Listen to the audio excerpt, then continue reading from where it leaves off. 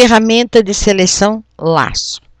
A ferramenta laço possui 3 opções: o laço poligonal e o laço magnético.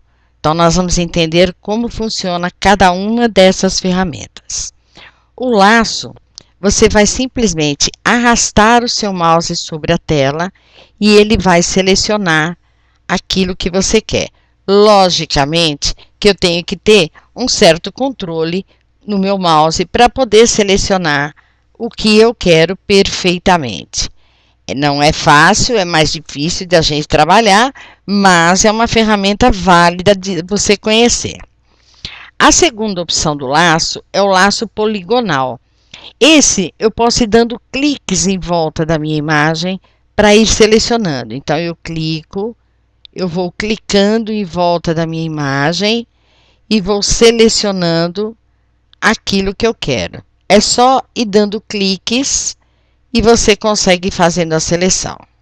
Você pode também querer arrastar, não tem problema. Então, eu vou só selecionar uma parte aqui para a gente visualizar. O ponto final da minha seleção tem que encontrar o ponto inicial dessa seleção para que ele fique fechado. Ele tem que fechar esse espaço. Se eu fizer isso antes de fechar, antes de encontrar o inicial, ele vai fechar com uma linha reta, tentando encontrar o primeiro ponto. E a terceira ferramenta de seleção de laço é o Magnetic Laço. Ele vai perceber o primeiro clique que você der na cor que você vai clicar. Então, se eu estiver aqui nessa parte vermelha e der um clique, basta eu ir arrastando o meu mouse. Claro que de vez em quando você pode dar um clique, quando você vai mudar a curva.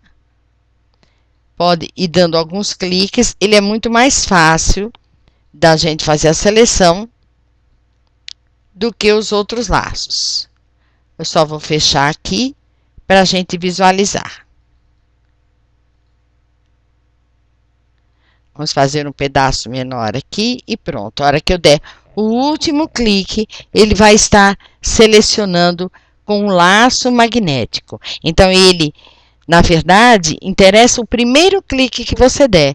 Se eu for pegar esta parte verde da minha imagem, der um clique e for arrastando, ele vai funcionar perfeitamente. Mas se eu tivesse um outro verde do lado dele, ia ficar mais complicado dele selecionar exatamente o que eu quero.